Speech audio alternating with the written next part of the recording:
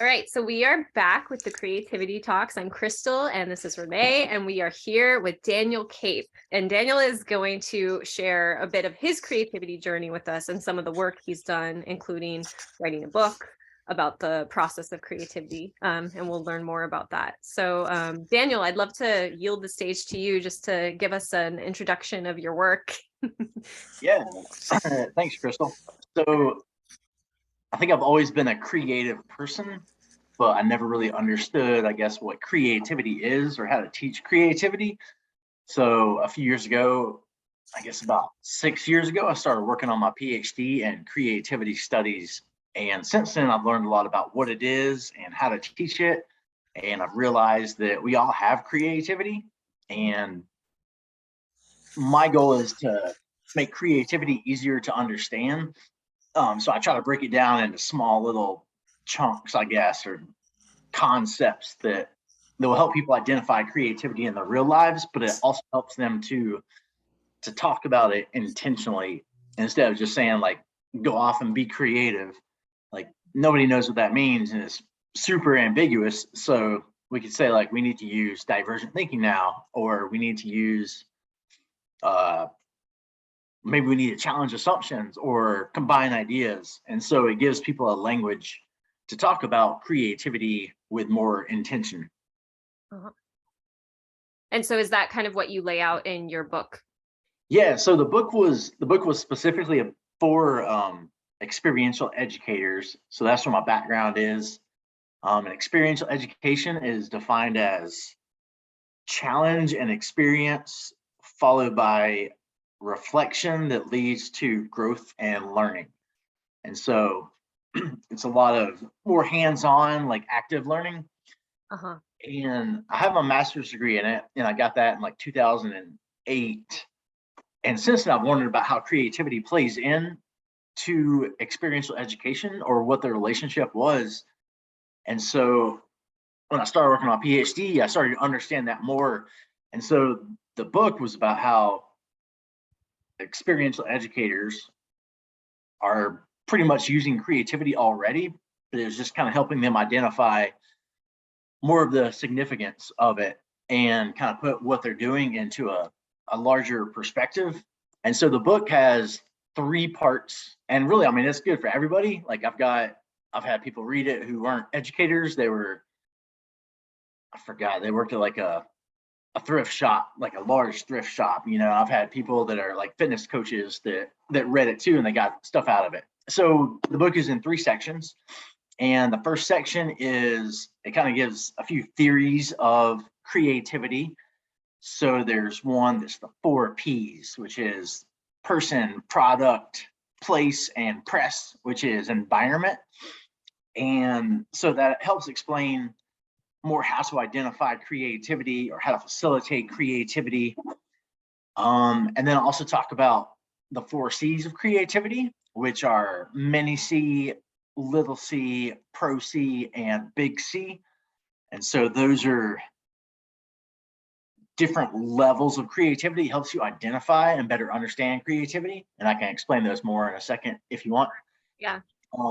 And then the second section is more of just some of the concepts that I was talking about. So like challenging assumptions and reframing problems and using divergent thinking. Mm-hmm. So then the last section is more of like the processes. So I added the process, kind of put it in a bigger perspective. And how to use it more intentionally to, like, as a group. Let's say if we're a company, we can use the processes more intentionally to generate creative ideas or innovative ideas. Mm-hmm. So, and I guess going back to the 4 Cs. So there's the mini C, little c, pro C, and big C. And kind of the way I describe this, it's like my meatloaf, what do I call it? A meatloaf explanation of creativity or something like that. And so mini C is anytime you try something new. So it's something you've never done before, and there's no judgment for it. There's no, like, the only person that can say whether it was good or bad is the person doing it. And so an example would be like, let's say somebody cooks meatloaf, right? And yeah, they try to cook meatloaf and maybe it burns or whatever. Maybe it works out great. Either way, they're trying something new for the first time. And so that's creativity. And mini C creativity could be like playing a sport for the first time. It could be doing a science project or a painting or something like that. Mm-hmm. And so again, there's not supposed to be judgment behind it. And the only person that can really put value to it is the person doing it. And so then there's little c, which is also Before we everyday. move on to little c, I just want to make sure I understand the mini c. So that sounds like it's sort of the everyday creativity that is sort of our lifeblood. Like we run on that. So we're getting up and we're picking out our clothes. That's mini c creativity. We're, deciding how to do our hair. Then we're, maybe like taking a route to the office, taking a detour, whatever, like these little things where we have to use creative thinking. Is that accurate? Actually, that was the next one. That's more everyday creativity. Yeah. So this one, I would just say, like, I'll kind of put it in perspective after I say all of them, but it's just like anytime you try something new, like anytime, yeah, just think about like when you're in school, when you tried you did art and then you got feedback, like maybe it was good feedback or negative feedback, and that sort of affected your perception of yourself and your abilities for the rest of your life.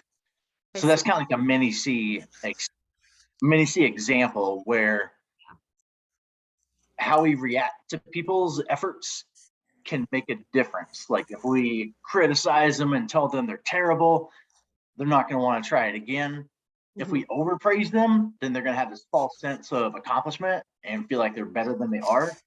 So when they move forward, they're going to be pretty disappointed when they're not succeeding. Sure. And so there's actually it's the Goldilocks principle where the middle, like the just right part, is supporting them and maybe offering resources to help them. Got it. So then the mini thing is more like the novel. As a teacher, okay. Yeah. A novel use of creativity. Yeah. Yeah, definitely. As an educator, can you hear me? Yep. Daniel, as an educator, I just love that, especially as a singing teacher, because the Goldilocks principle, because if you want to build people's confidence up because they're going to sing better, but you don't want to create a monster, right? Yeah, definitely. Absolutely. Parent, right? Yep. Because that person's going to be miserable. They're going to hate other people for not believing in them like they were told. Yeah. Sure. Yeah. Brilliant. So then we've got the mini C, and then we've got, what was the next one? Little c?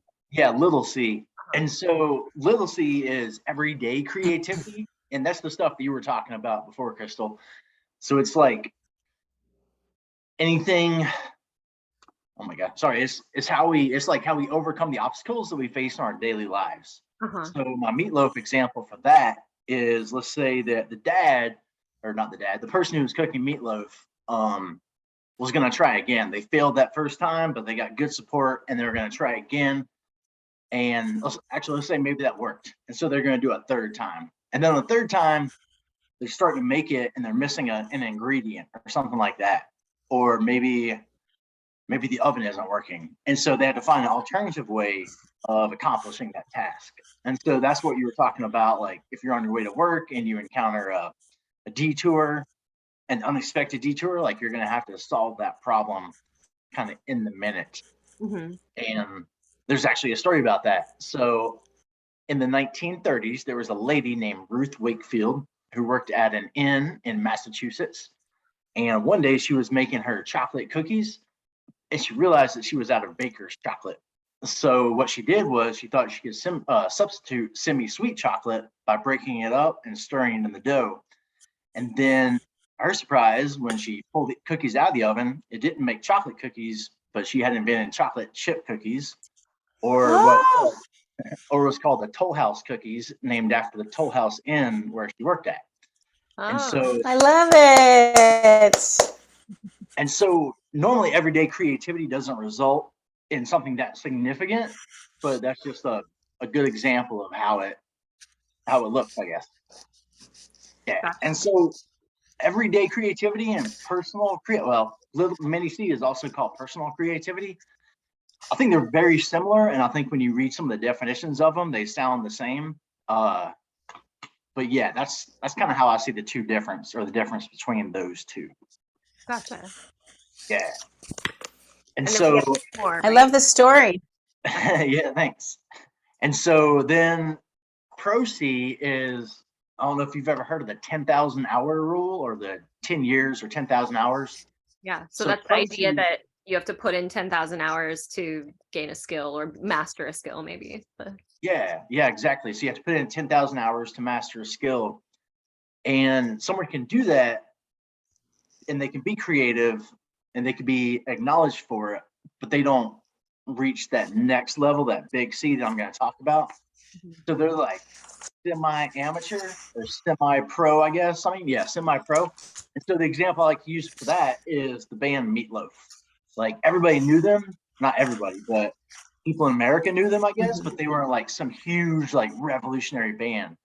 But everybody knows Meatloaf and they recognize their song. Like, I would do anything for love, but I won't do that. And so that's my example for Pro C, Meatloaf, I guess. And then if you go to the very top is imminent creativity, or it's called big C creativity. And so that's the people like Jane Goodall or Maria Montessori or Picasso, Einstein, people like that. And so that imminent creativity is something that, for one thing, is innovative, which means it brings something new to the world that changes the world.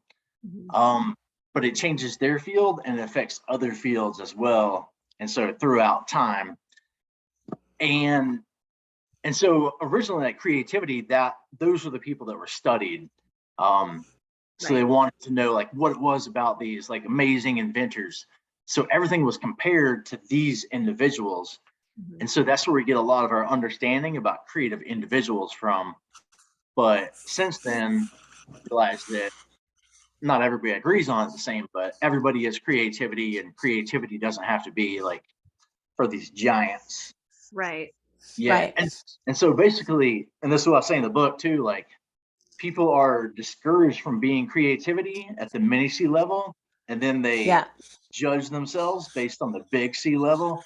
And then they kind of forget all that stuff in between. Right, which is integral to everyday operating. Yeah. And So go ahead.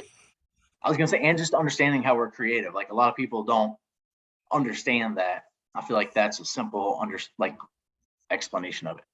Yeah, because like what you're saying is that there's this, I think with a lot, maybe the popular understanding of creativity is that it's sort of this reserved, kind of like, what's the word? Sort of a privilege in a sense, or a gift that's bestowed on the small few of exceptional people. When, in actuality, for a lot of exceptional people, it may have been circumstances that, gave rise to the exceptionality, of their experience, like Jane Goodall just happening to get the job with a professor who, of course, like she's amazing, no denial there, but like the facilitation of that experience wasn't necessarily some inherent greatness in the person, but the convergence of circumstances so that that person's innate creativity could be highlighted and sort of brought to the forefront, right? So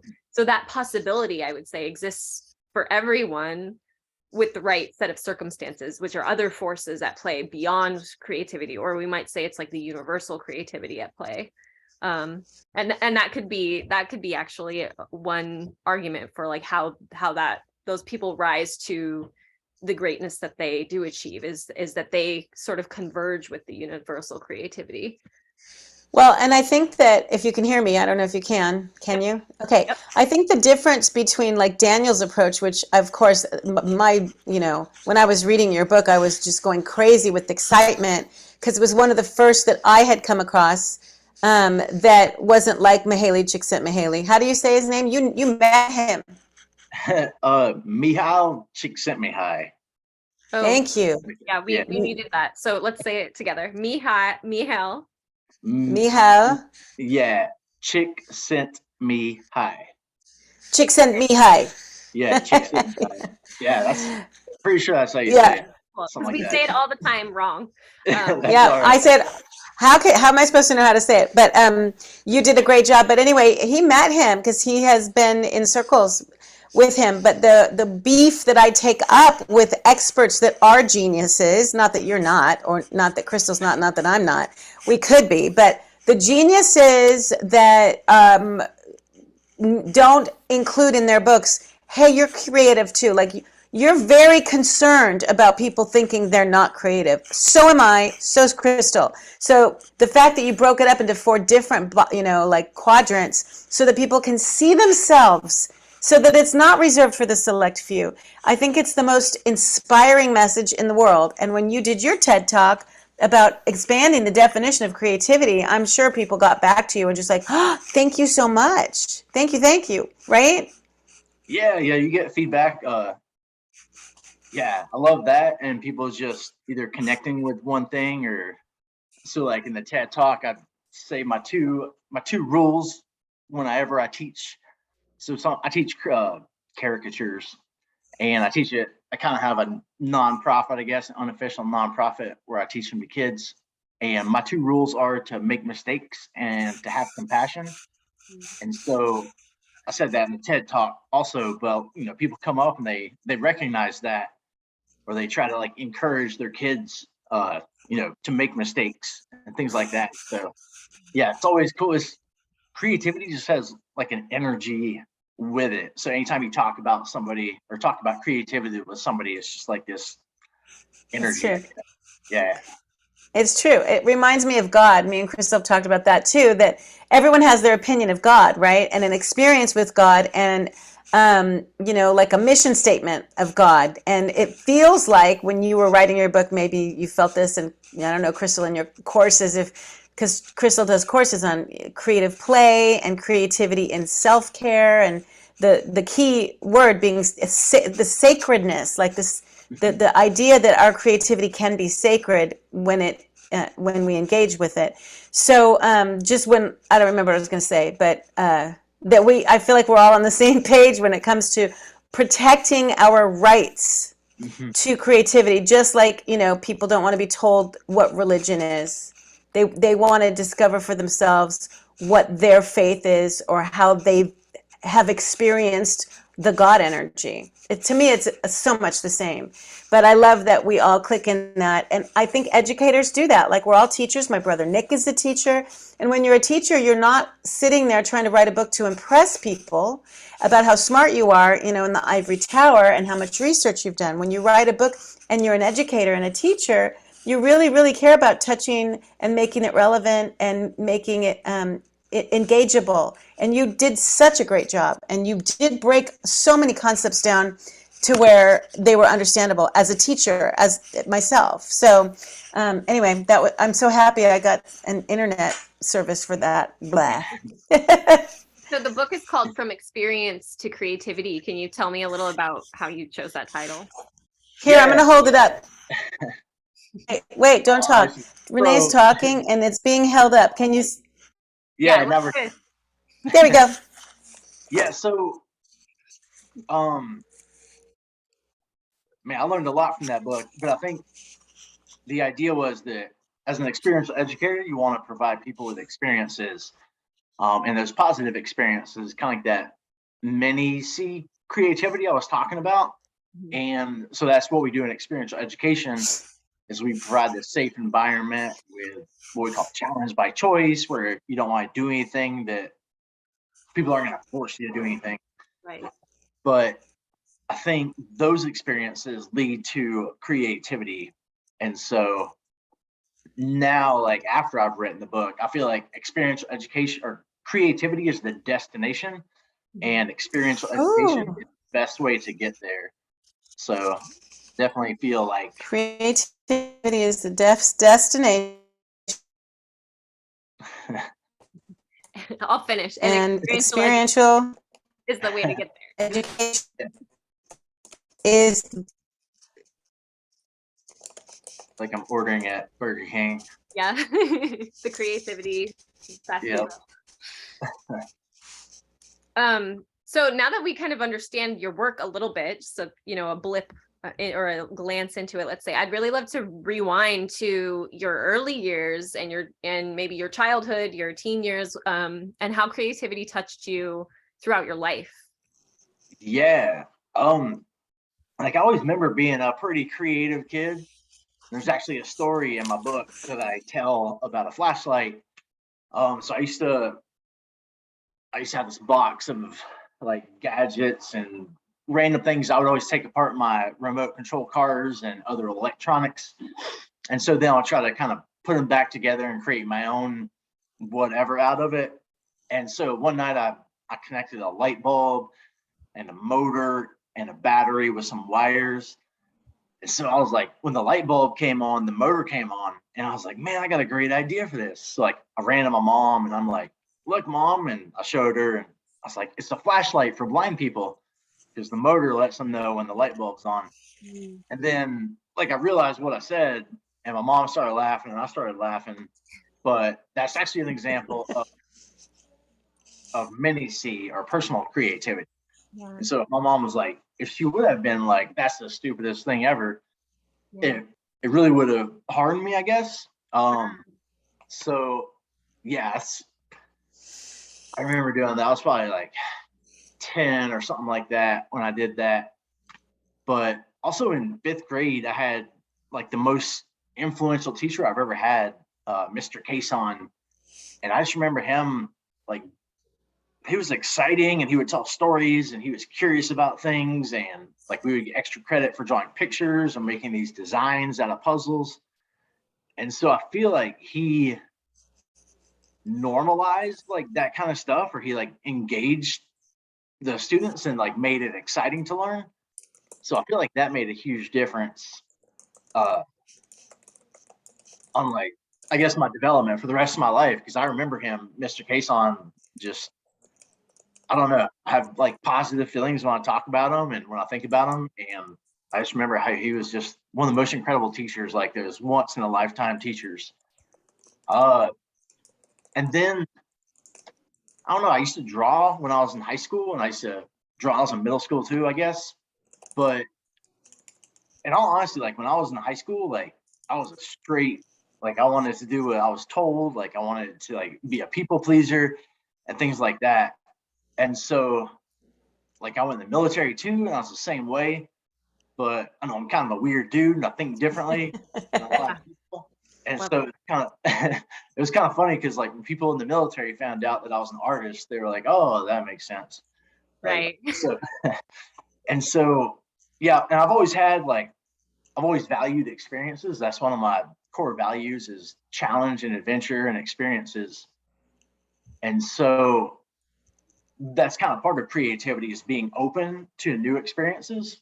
But yeah, it wasn't until like when I started teaching, when I started working on a PhD, that's when I really started to understand what creativity is and like how to identify it.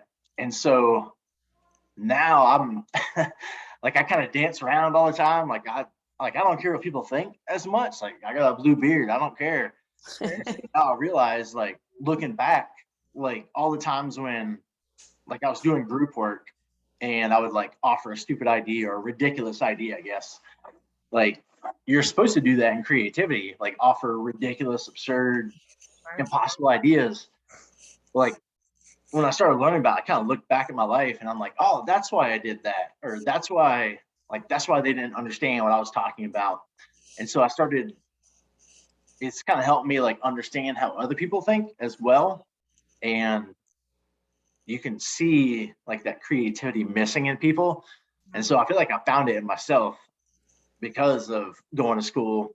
And now I'm meeting people that like they're 12 or they're like 15 and they understand it. Like they start calling out all the like being open and Good. like not caring, stuff like that. So it's like they know more about it than I do half the time. You know, but I think that you were creative, obviously, and your mom encouraged it in you. And so you related to this phenomenon or this force or this, innate power that was in you. But the fact that you could go to school and help people break it down and then write a book about it and try and organize, it's just so vast. There's so many aspects to it. And now you teach it. So someone who's raised in a non-creative environment where they're shut down, let's say, their latent creativity is dead. I mean, it's just in them, but it's dead. The fact that you can teach teachers, because you teach teachers, you can teach teachers how to teach students and parents how to do it. So it's something like, what is it? Is it Plato? Who said that?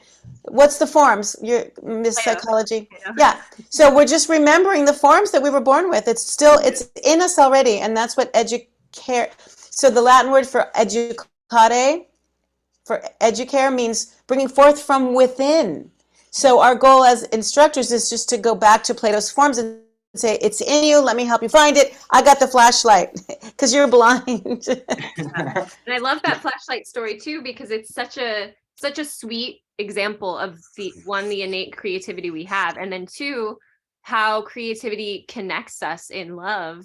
And it produces this moment where you could just laugh with your mother, and that's a really sweet moment. And also the fact that there wasn't utility to it, and it's still, right, you realize, oh, there's no utility to this, right? And yet it still was meaningful and purposeful, right? Beyond utility.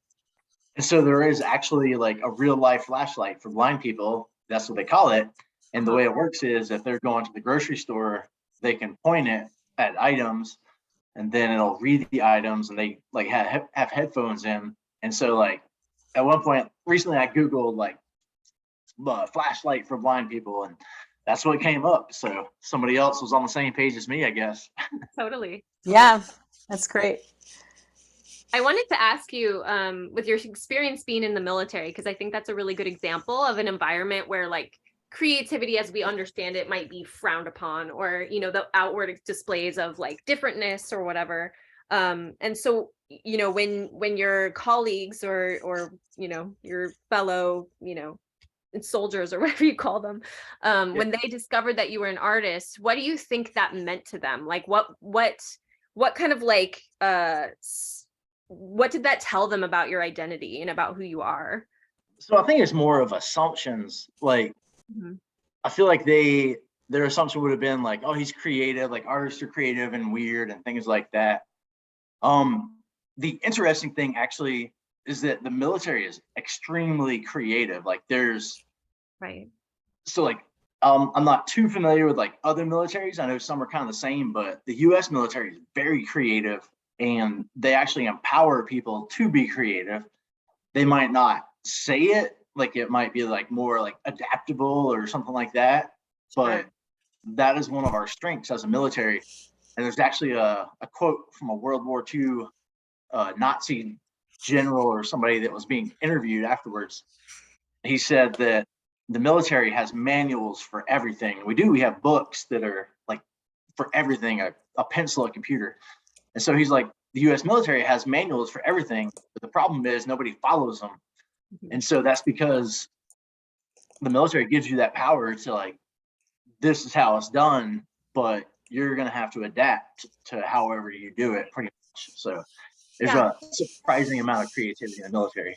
Yeah. And I think that's a really interesting point, because there's sort of like what I think often like the popular culture sees as creativity is like self-expression. Like I dyed my hair, I got piercings, I got tattoos, or I, just talk in such a way, or I engage with people in such a way. So I'm kind of like artsy or whatever, and and that's really an identity and a persona, but it doesn't actually have to do with the mechanism of creativity per se. And what you're talking about, adaptability, might be the most fundamental biological expression of creativity. And then on a scale like the military, where there's a huge level of quote unquote conformity or adherence to a certain way of doing things, so that a higher creativity can be expressed by the collective, right? Like, because if everyone was just running willy-nilly in the military, they wouldn't get a lot done, right? Right. So it's interesting, these different levels that creativity was so brilliant, so fucking brilliant. that you just said that. So I want to add to that, because you said the word adaptability, which has to do with Darwin, right? Because survival of the fittest is not the fittest. It means the most adaptable. And that my brother Nick, who you know, Daniel, and you know, Crystal, told me that there's somebody named Lamarckian, a French person that took a lot of Darwin's thoughts, and in the biology of belief, he just told me this morning that early on, the little tiny atoms and cells literally organized themselves, even though they were all separate, so that it's a microcosm of everything you just said from the beginning of time. And so, I mean, I haven't done the research on Lamarckian thought yet. I'm super interested in that and the biology of belief, just because I'm Nick. But it just, the way you just placed that, I get to listen to it again. And you do turn your nose up when you think of the military as being creative. You're like, no. So to realize the higher creativity, okay, I'm gonna have to call you back. I'm having a little problem with my Okay, just finish computer. your I'll thought. call you back. Finish your thought. You can do it.